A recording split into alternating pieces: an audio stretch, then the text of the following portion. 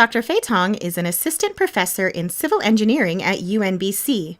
Dr. Tong has worked with world-leading consulting firms on skyscrapers and bridge projects in Beijing, Tokyo, and Dubai. Welcome, Dr. Fei Tong. Let's get to know your spicy mind. Welcome to Spicy Minds. My name is Sharon McDermott and I'm your host today.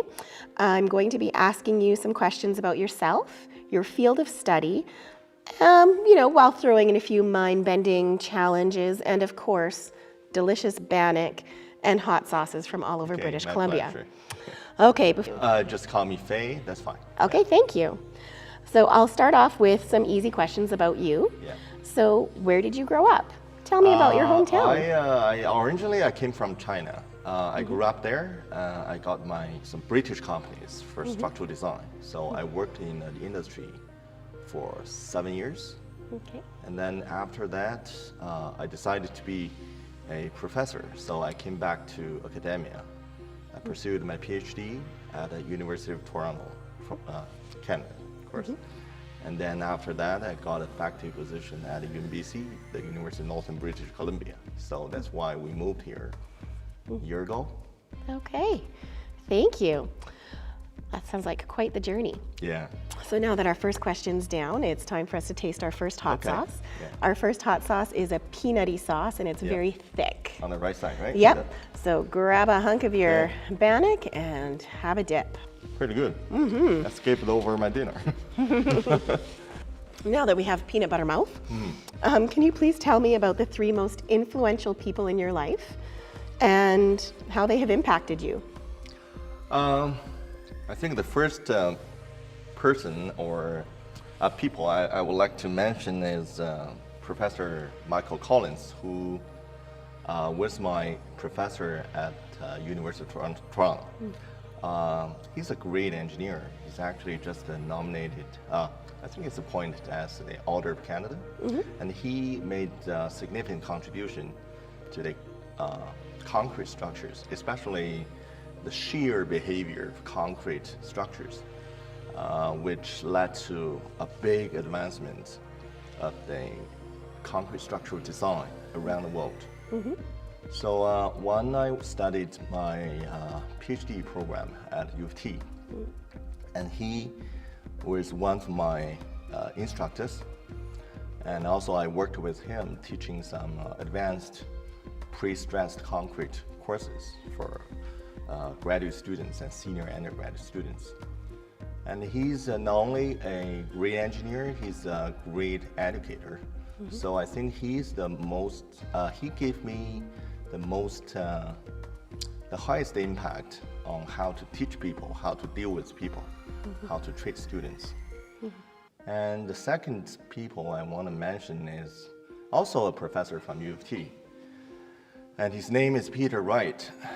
And I got to know him 10 years ago when I just arrived in Canada for PhD. And the reason why I got to know him is because I was awarded,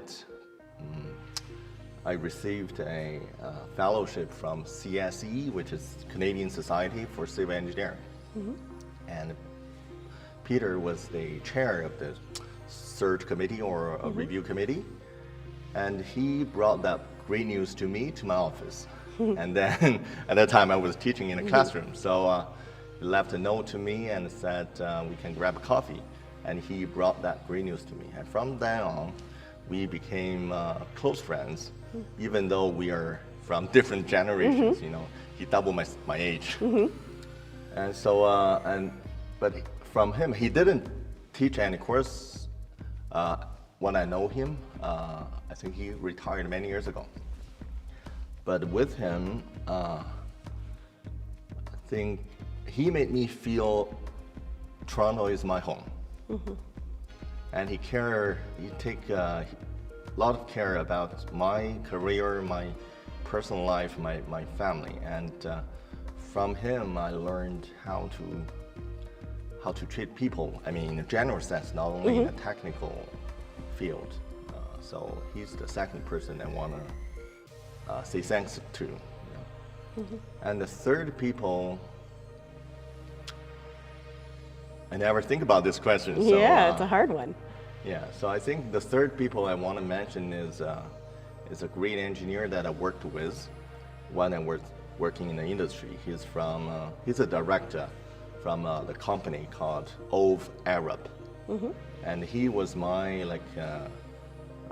director that I worked with. So we worked together on a few world-renowned projects, including skyscrapers and some complex structures.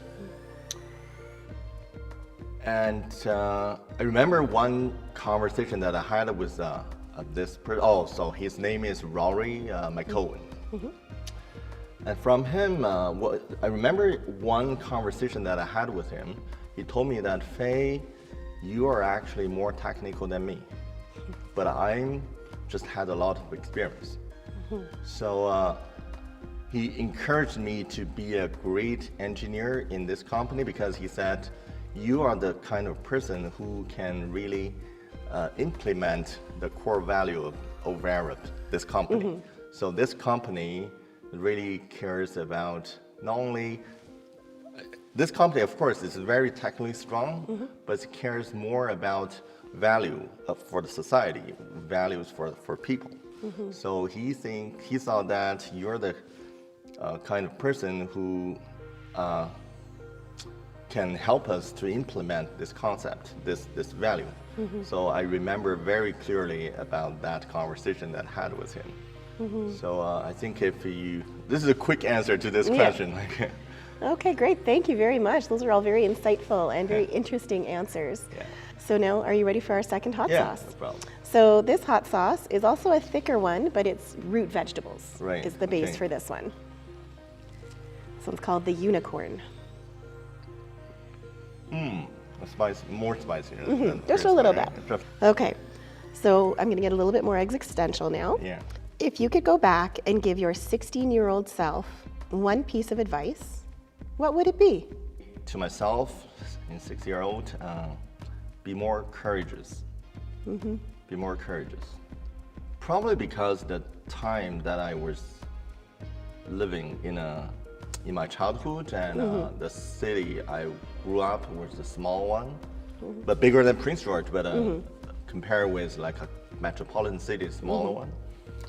And I think at that time I didn't pay too much attention to what I really want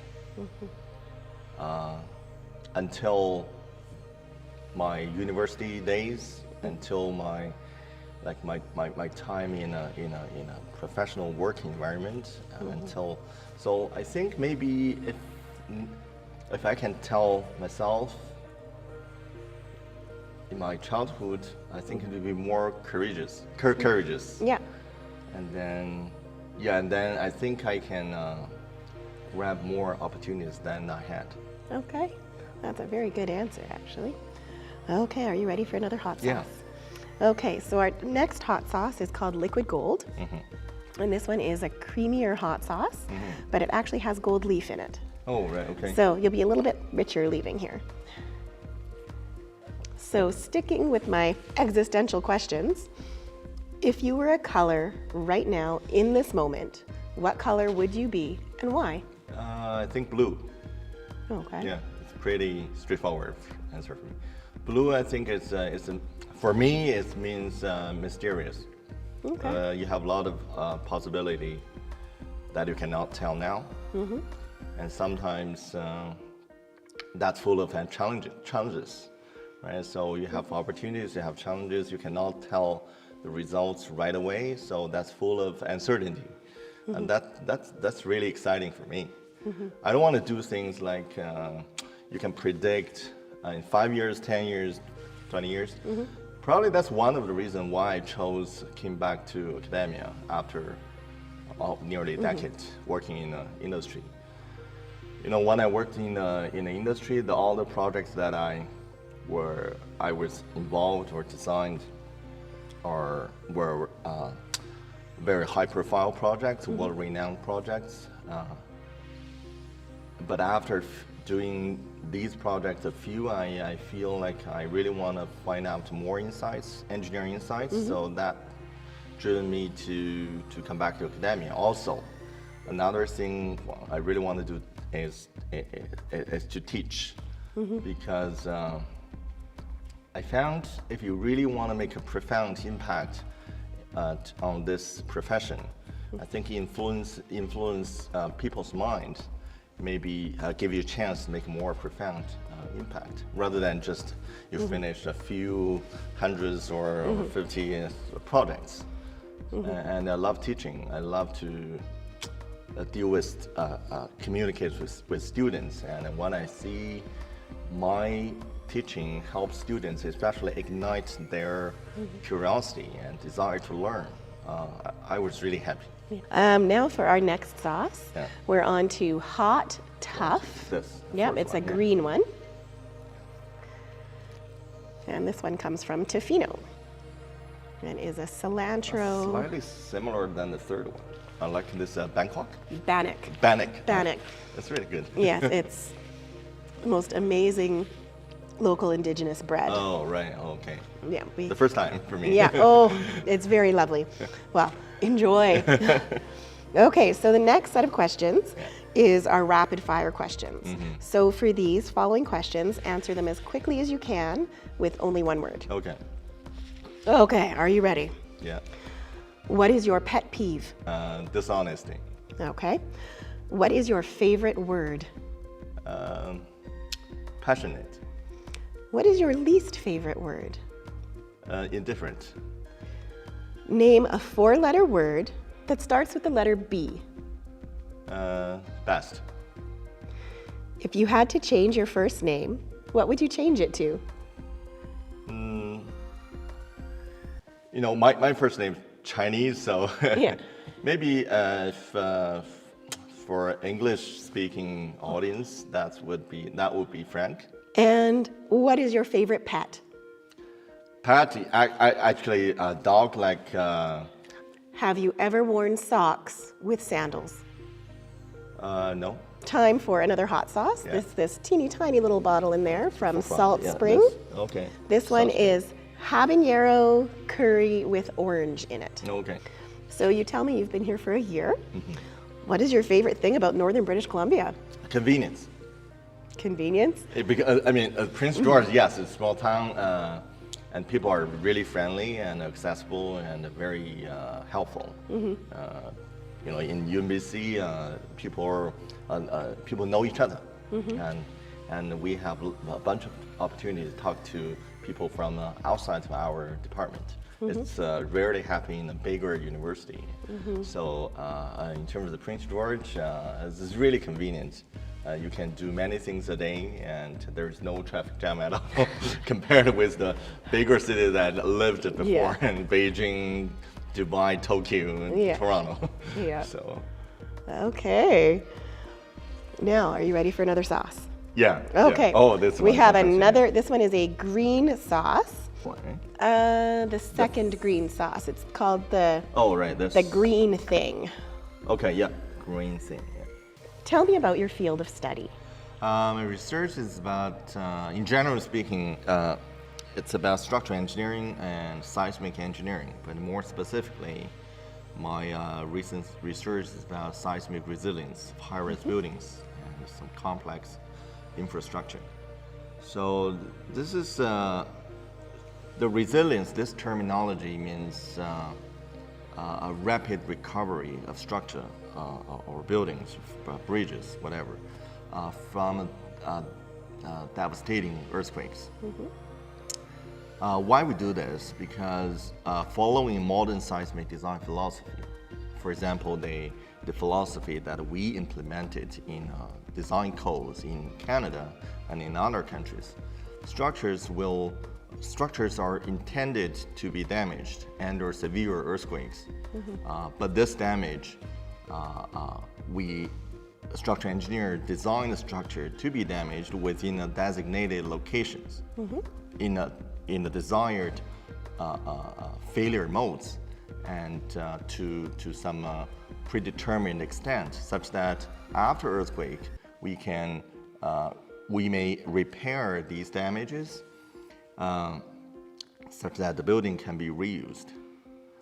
But it works very well for low-rise buildings. But for high-rise buildings and a tall infrastructure like CN Tower in Toronto, like TV towers, so this design philosophy does not work as well as expected. Why? Because for taller buildings, slender buildings, the higher modes will contribute or dominate the seismic response of the whole structure. What is higher modes? So under earthquake, a high-rise building, if you see that as a cantilever, vertical cantilever, the vibration mode is not only like a sway sideways, deflect sideways like this. It's gonna deflect sinusoidally like a snake. So you have multiple vibration modes, the deflection patterns. That for high-rise building, these deflection patterns will contribute significantly to your total response and earthquakes. But a conventional design philosophy, we cannot effectively limit the contribution from these higher modes. And then at the end of the day, the structure under severe earthquake still, the earthquake forces or effects can still impact the structure, causing damage which is not intended, unintended damage at undesired location throughout the height of the buildings. And then with these distributed damage, it's very hard to continuously use your building right after the earthquake.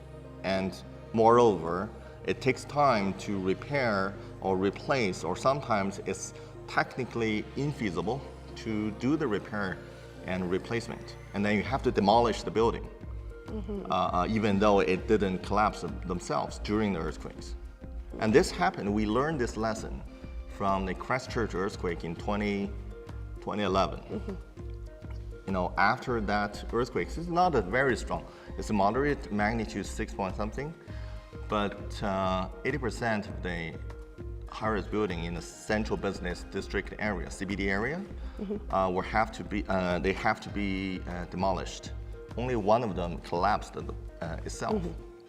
So with the increasing socioeconomic demand, we pursue more sustainable development. We pursue more resilient structures such that the whole community, a single structure or the whole community or the whole city can recover to its functionality right away or in a reasonable time after disasters. And then what we do here is to develop some innovative concepts or innovative structural systems such that the building, especially high-rise building, can be protected effectively without being damaged due to higher mode effects. And this is the research program I'm setting up here at UNBC. Oh, that's very exciting. Oh my goodness.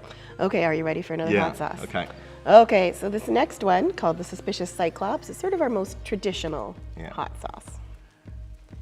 You've pretty much answered my next question already, which is, in today's world, why do you feel your field of study is important? Sort of explain that. Could you explain to me a little bit about the chain? The chain thing. That's actually, I use this metaphor or illustration to my students when I introduce the conventional seismic design philosophy. Because earthquake is a kind of disaster that you cannot predict. You cannot predict where, when, and magnitude. So when we design structure to resist like that weight, like the furniture, the concrete column, self-weight, it's okay. We can design the structural elements to resist specific or a well-known weight of these structural elements or loads. But for earthquake, because it is full of uncertainty, it's not feasible, it's not smart to design a structure as strong as you need, because you can never tell how strong that earthquake would be.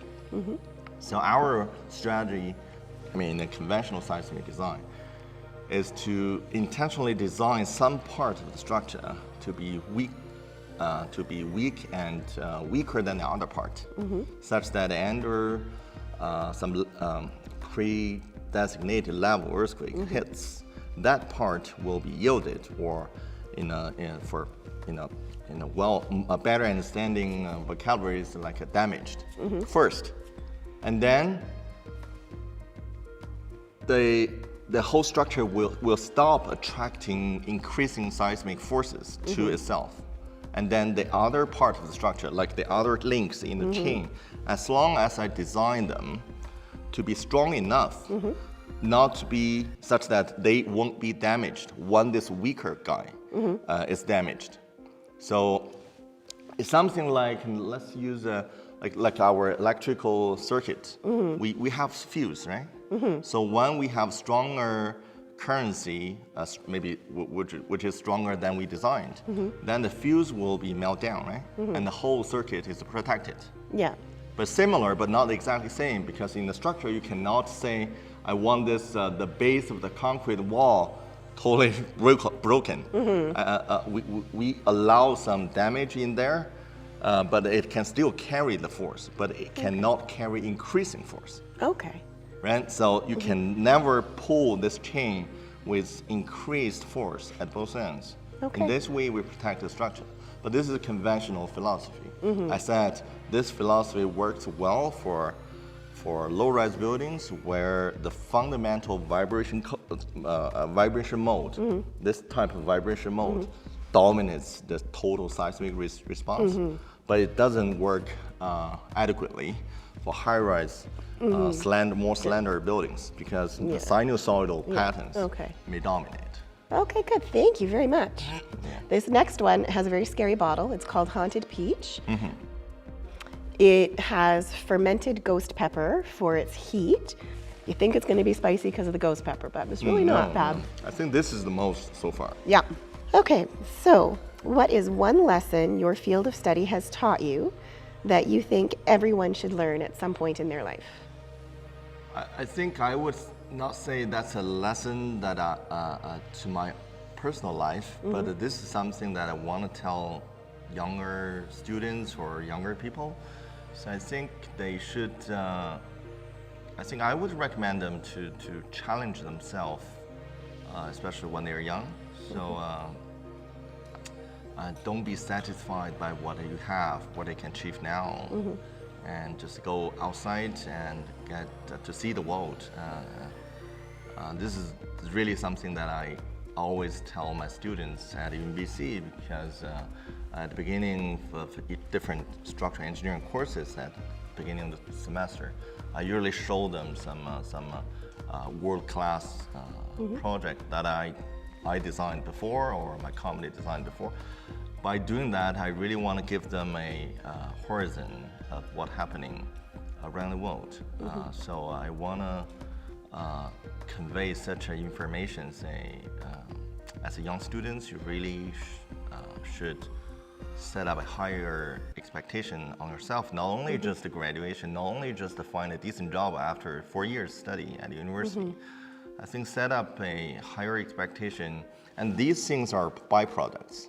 Set up a higher expectation, you become more passionate, more excited by what you can do, what you can achieve, what excellence you can achieve, and then you will make your efforts, do your best for that, and then naturally a decent job or these kind of things can come naturally. So I think rather than say a lesson, or I would rather say recommendation I want to give to young students, is to challenge yourself as much as you can, especially when you're in the younger age, right? Yeah. Okay, I love that. So, you ready for another hot sauce? Yeah. So our next hot sauce is a barbecue base, barbecue sauce base. It's quite thick as well, so you might not want to dip too much. It's also quite hot. Bigger bite. So, bigger bite, less sauce. Okay. So this is pretty sweet. Yeah. I like this. Yeah. This is one of my favorite questions. What do you consider your greatest professional achievement? It's the insights that I have accumulated over like past 20 years in both industry and academia. These insights that I accumulated about what engineers are, what engineers should be, what engineers should work, in what way a qualified engineer should work, should think, should behave. These are also something that I really want to share with my students, because as an engineer, technical strength is one thing, that's the basics. But your professionalism, your responsibility, your care of people and the society, that's the highest or the ultimate requirement or demand from the society to engineers. So if I say the greatest achievement is, I would say the insights, these insights. Yeah. Okay, great. I love that answer. Okay, so we last are one. now on to our last sauce, and this is called Pineapple Express. It's also a very sweet sauce. Yeah. Oh. Definitely the hottest of our Yeah, sauces. yeah. Now I And it change my has mind. it has a post Yeah. sauce Now it's bloom. in my nose. Now this wins. Yep.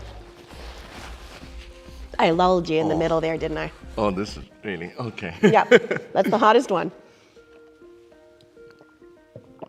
Okay, so now that you have completed our gauntlet of hot sauces Yeah. from all over beautiful British Columbia, is there anything you'd like our viewers to know? Like what's next for you? Any special projects coming up? Shameless self-plug. Oh yes, okay. I think right now I'm just setting up because I'm new at the UNBC, I'm setting up a research team and also apply for many grants. My next research program would be, because I developed a new concept and a structural system when I was doing my PhD, and now, but at that time that's just a preliminary proof of concept. And right now I need to do further validations through large-scale experimental tests and advanced nonlinear, advanced numerical analysis using a high-performance computer and numerical analysis technologies. And also we will develop some design methodologies to implement this brand new concept. Because in my research group, our ultimate goal is not just to publish academic papers, you know, because I had experience before in the industry. My philosophy or my ultimate goal is to implement research innovation for industry applications to really help this society. So this is something we really want to do in the next few, like 5-7 years. Well, thank you very much for coming to talk with us pleasure. today. I have thoroughly enjoyed sharing hot sauces with you. That none of them were too scary. No, Last no. one was a little bit hot, but Yeah. not too hot. And thank you so much for coming in today. My pleasure. Thank Okay? you very much. Thank you.